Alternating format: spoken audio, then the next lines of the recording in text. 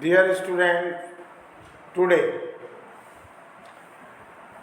20 more literary devices and terms we are going to consider. Yesterday we considered 191 questions and in 20 questions from 171 to 191. Today we are going to discuss from question number 192. पहला question, a kind of poetry which flourished in England on America beginning of the 20th century is said to be. तो beginning of 20th century में जो imagism है, जिसको बिंबवाद, जिसमें 20वीं शताब्दी के प्रारंभ में अमेरिका और उसमें ये बहुत छविवाद, छवि के माध्यम से, तो 20th सेंचुरी में ये पूरी तरीके से फ्लरिश हुआ। इसको इमेजिज्म पोएट्री कहते हैं। इसका काइंड है imagism. Question number 193, let us see a piece of satire either in prose और verse, mainly personal attack is known as. वैयक्तिक जब आक्रमण, व्यंग्य, चाहे वो गद्य में हो या पद्य में हो, जो मुख्य रूप से किया जाता है तो उसको लैम्पून कहते हैं। क्या कहते हैं? लैम्पून। इसलिए C option. Question number 194, a literary man a writer of literary works is. जो लिटरेरी मैन या कोई लेखक या उसकी कोई रचना जो होती है, किसी भी साहित्यिक कृतियों का लेखक या साहित्यकार जिसको हिंदी में, उसको उसके लिए वर्ड होता है लिटरेचर। लिटरेचर जैसे लिटरेचर वैसे लिटरेचर, लिटरेचर कहते हैं, लिटरेचर जिसका उच्चारण, इसलिए इसका एप्रोप्रिएट आंसर होगा बी। क्या होगा? बी। इसके बाद नेक्स्ट क्वेश्चन, मैग्नम ओपस। आप जानते हैं, कई बार चर्चा हुई, मैग्नम ओपस जो है, ओपस का मतलब होता है वर्क, तो मैग्नम माने प्रसिद्ध, जो प्रधान कृति होती है, जो प्रधान रचना होती है, उसको जो मोस्ट इम्पॉर्टेंट बुक, जैसे आप कोई भी ले लीजिए, पैराडाइज लॉस्ट मिल्टन का, प्रेल्यूड वर्ड्सवर्थ का आदि आदि, तो ये प्रधान कृतियों में माना जाता है। इसका होगा ए ऑप्शन। इसके बाद क्वेश्चन नंबर 196 आइए देखते हैं। An elaborate semi dramatic costly form of entertainment introduces from Italy to England during the first half of the 16th century is known as. तो देखिए, जो सेमी ड्रामेटिक थी, जो अर्धनाट्य कृतियाँ और बहुत ही कास्टली फॉर्म थे इंटरटेनमेंट के, उसको इटली से इंग्लैंड तक 16वीं शताब्दी के पूर्वार्ध में बहुत ज़्यादा विकसित किया गया। वो परंपरा थी मास्क, जिसमें कॉस्ट्यूम्स, सिंगर्स, पूरा प्लेटफॉर्म होता था और सब मिल करके जो कोर्ट राज परंपरा में, राजवंश की परंपरा में उसके कोर्ट में, शाही दरबार में पेश किए जाते थे मुखौटा लगा करके, तो उसको मास्क कहते हैं। A kind of simple farcical drama that was popular among the Greeks and Romans is called। जो फार्सिकल ड्रामा जिसमें स्वांग दिखाया जाता था, ये ग्रीक और रोमन में बहुत प्रचलित थे। इनको माइम कहा जाता था। क्या कहा जाता था? माइम। इसलिए इसका ऑप्शन होगा बी। क्वेश्चन नंबर आइए देखते हैं अब 198, a confusion between the poem and its result is known as. देखिए, जब कोई भी भ्रांति होती है कविता और उसके परिणाम में, तो उसको हम लोग अफेक्टिव फैलेसी, भावात्मक भ्रांति कहते हैं। ये चर्चा पहले भी हमने की कई बार। अफेक्टिव फैलेसी और intentional fallacy, pathetic fallacy. Affective fallacy जो है, इसको एक कोलैबोरेटिव, एक साहित्यिक जो लिटरेरी क्रिटिसिज्म का एक उपक्रम है, जिसका मतलब इसमें विलियम विमसेट और मुनरो ने, बियर्डस्ले सी मुनरो ने इसको खोजा और इसके द्वारा 198 क्वेश्चन का जो आपने आंसर देखा वो कई बार चर्चा में आया है, रिपीट हो रहा है, 198 का बी। तो अफेक्टिव फैलेसी, जिसमें भावात्मक भ्रांति, लेखक की रचना का काव्य के में जो आता है उसका परिणाम, उसको अपने अनुसार उसको ढालना, भावनात्मक भ्रांति उत्पन्न करना, ये पहलू अफेक्टिव फैलेसी कहलाता है।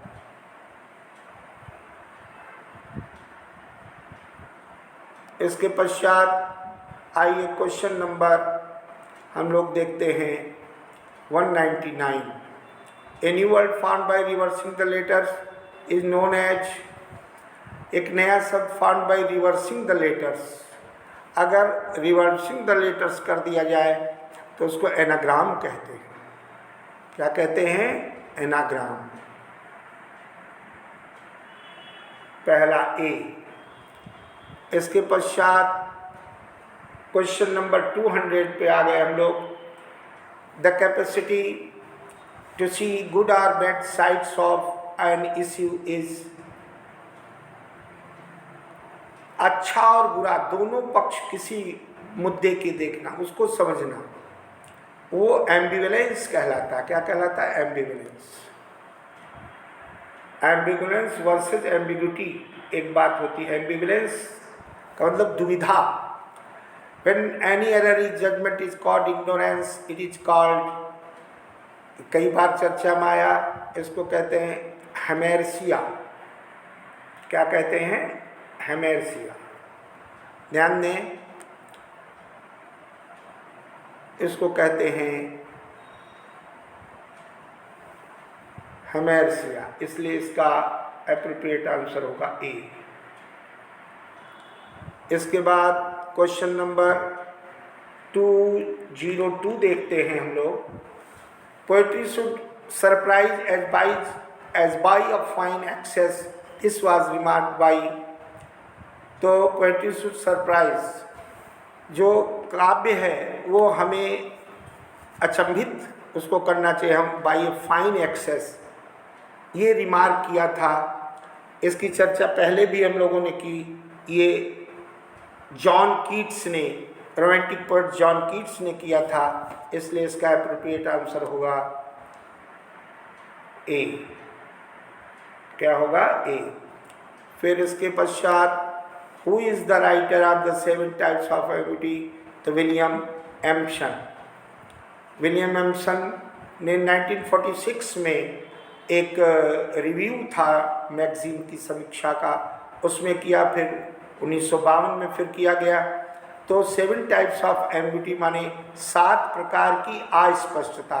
तो लिटरेरी क्रिटिसिज्म यानी साहित्यिक आलोचना का ये एक विषय है। साहित्य की समीक्षा करने में 7 प्रकार की जो साहित्यिक अस्पष्टताएं होती हैं उसका जिक्र होता है। इसको विलियम एम्पसन ने किया, इसलिए इसका ऑप्शन होगा ए। क्या होगा? ए। इसके पश्चात question number 204, classicism is health. देखिए ध्यान से, classicism is health, romanticism is disease, this was said by.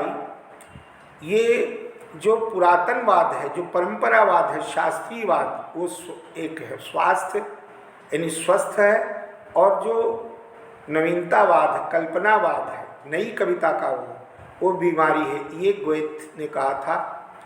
ये टिप्पणी किसने की थी? गोएथ ने। इसलिए इसका एप्रोप्रिएट आंसर होगा सी। क्या होगा? सी। इसके पश्चात आइए हम देखते हैं question number 206, who is known, we must enjoy, question number 205, we must enjoy before one can criticize, this line was remarked by, ये कोई भी समीक्षा करता है, आलोचना करता है, उससे पहले हमको एंजॉय करना चाहिए। ये टिप्पणी की थी सी डे लेविस ने। किसने की थी? सी डे लेविस ने। इसलिए इसका एप्रोप्रिएट आंसर होगा बी। आइए इसके बाद हम क्वेश्चन नंबर 206 देखते हैं। Who is known as the father of medicine. कई बार ये रिपीटेड क्वेश्चन है। अरस्तु ने, एरिस्टोटल ने किया, इसलिए इसका एप्रोप्रिएट आंसर होगा सी। नेक्स्ट क्वेश्चन आइए देखते हैं। हु एन एलिजी, नहीं, हाँ, an elegy on the death of mad dog was written by, ये ओलिवर गोल्ड स्मिथ का है।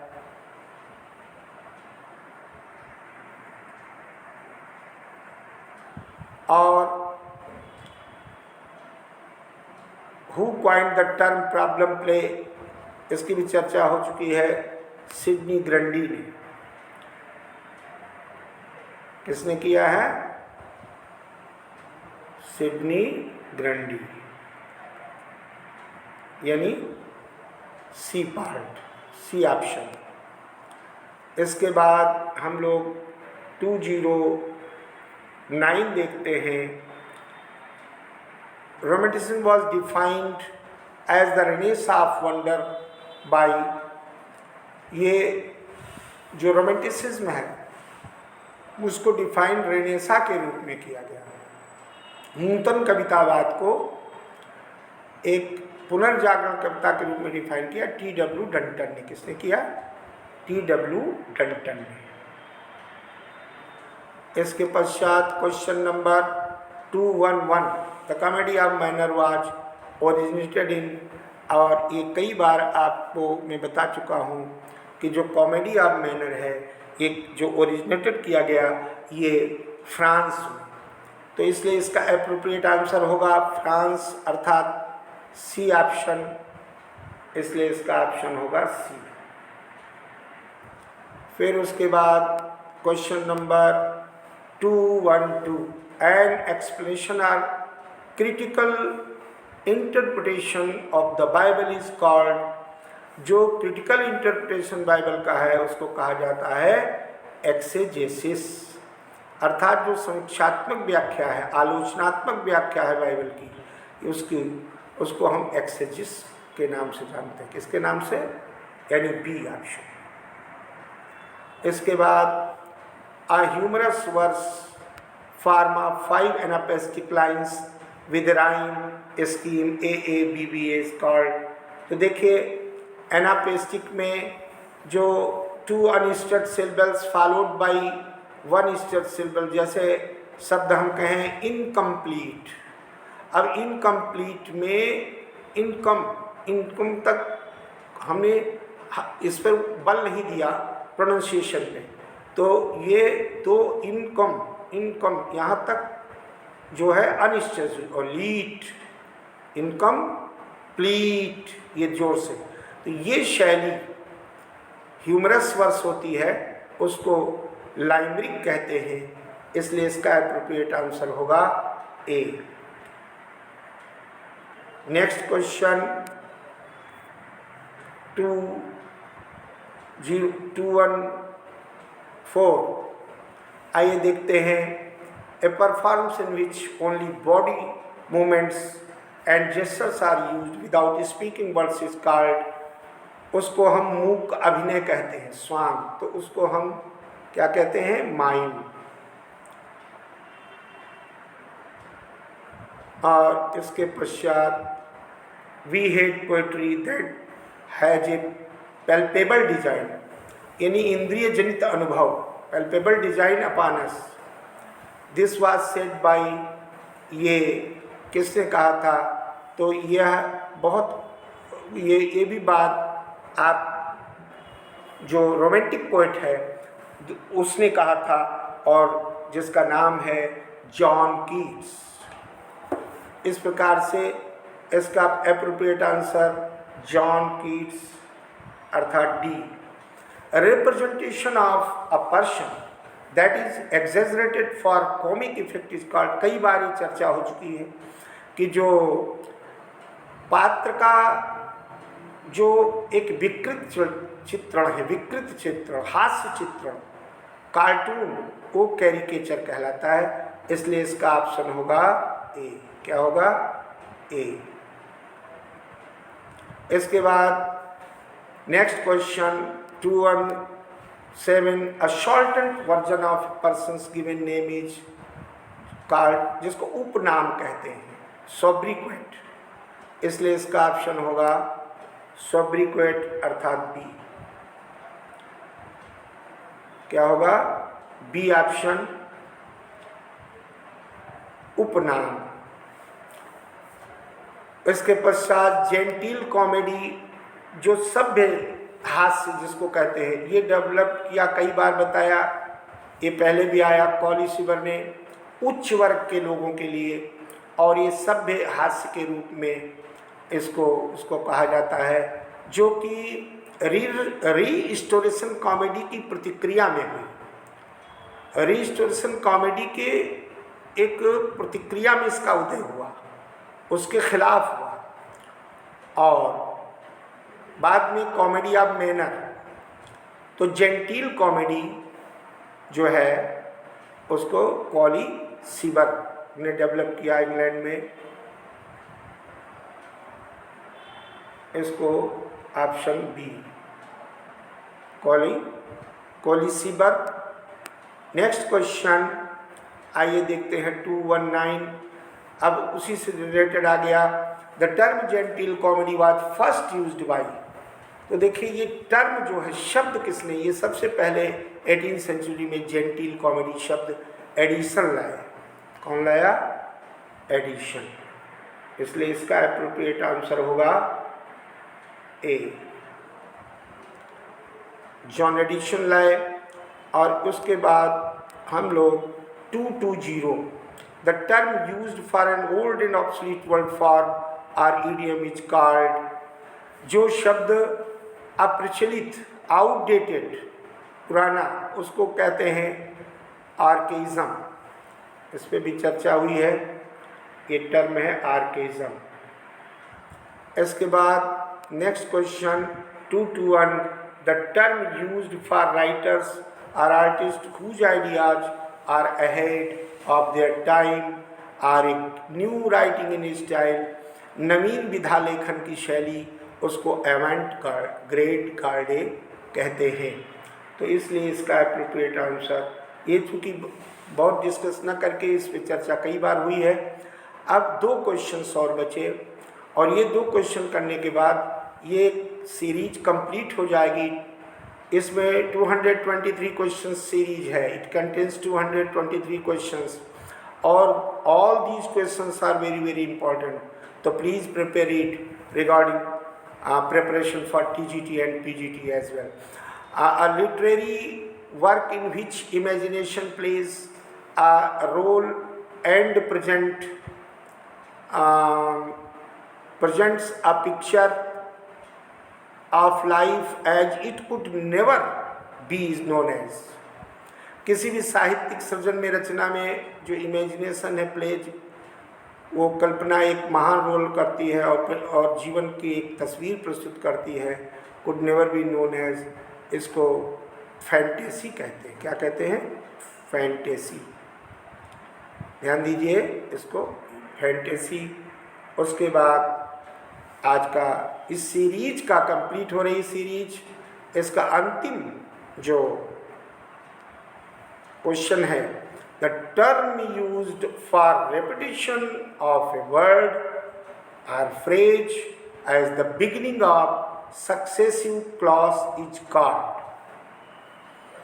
जो शब्द रिपीटिशन के लिए किया जाए, कोई शब्द या वाक्यांश बिगिनिंग हो और फिर आप सक्सेसिव क्लासेस आगे बढ़ते क्रम में वो रिपीट होता रहे, तो प्रायः ये गाने में भी और व्याकरणिक दृष्टि से भी एक तरीके से फिगर ऑफ स्पीच है, एनाफोरा। जिसको हम एनाफोरा कहते हैं। क्या कहते हैं? एनाफोरा। रिपीटिशन किया जाता है और इसलिए इसका एप्रोप्रिएट आंसर होगा एनाफोरा।